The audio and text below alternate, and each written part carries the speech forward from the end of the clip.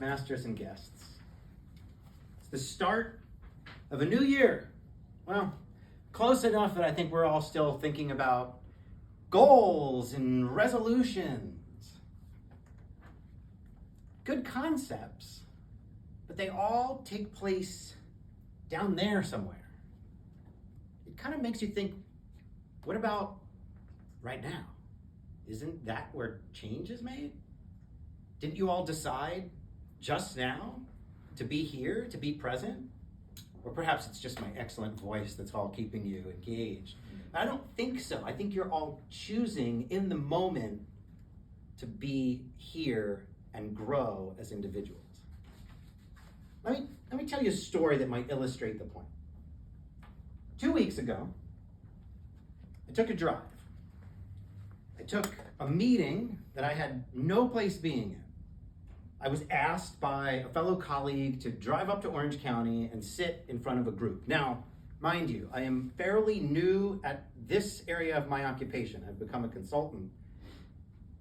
And so I just went for it. I drove up and I was sitting not 45 minutes later in South Orange County in front of 7 individuals who, for the next 2 hours, hammered me. One after the other, after the other, after the other, after the other, with questions. All of which I answered.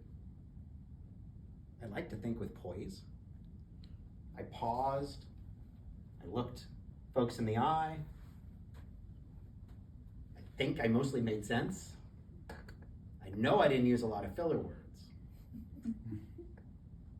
All Toastmaster skills. Now, mind you, I have no background in sales.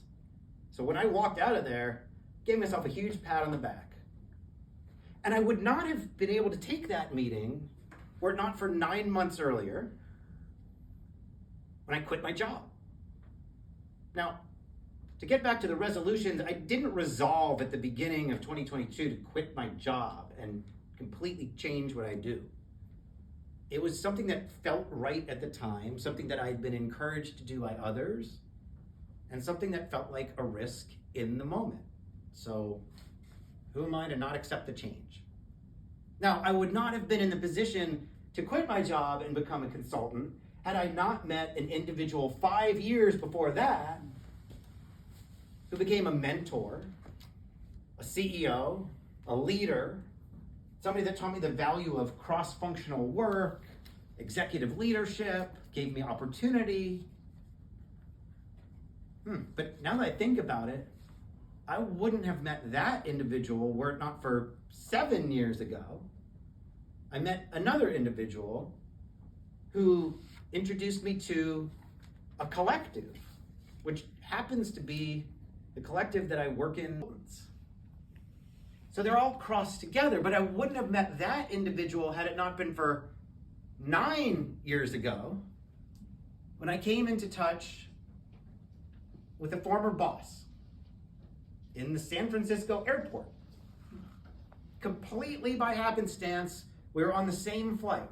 I hadn't seen him in a couple years, and he suggested that maybe I should talk to somebody that was on the board of directors from the meeting that he had just come from that happened to be the CEO of a company that I ended up joining that introduced me a couple years later to the collective that gave me the idea to become a consultant, that gave me you get the idea.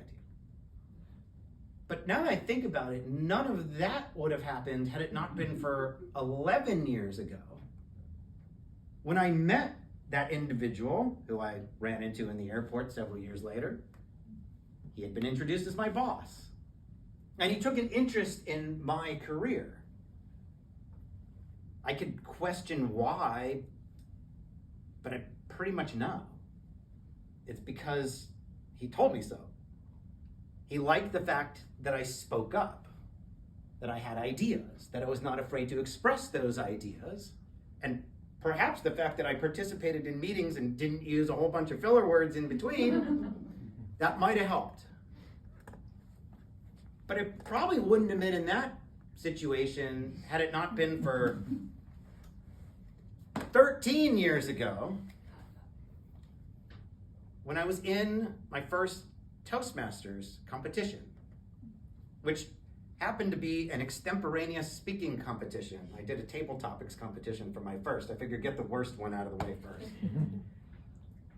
And it gave me confidence that what I was working on as a Toastmaster was actually impacting my ability to affect others, compete against others, even win the competition, which I did. But I wouldn't have been there had I not answered a call 16 years ago. Now, mind you, at the start of 2007, I did not have a resolution to become a better speaker. I did not have a resolution to become a better leader. I did not have a goal to enter executive leadership. I didn't know what the hell I wanted to do. But I took the call. It was a friend of mine. She was an attorney. She said, Gary, what are you doing tonight? Absolutely nothing. That's what I'm doing tonight. Probably watching a sitcom. She said, there is a Toastmasters group that meets at my law firm. Are you interested in going? And the only thing that I knew about Toastmasters was that it was a public speaking group. Define that as you will. I have no idea what that means, but that's what was in my head. Oh, it's a public speaking group. And so I went that night. And so, ladies and gentlemen, I would not have been in the meeting 2 weeks ago that, by the way, did result in more business, which I also did not have a resolution for. I did not resolve to have more business. The last thing I need is to be busier.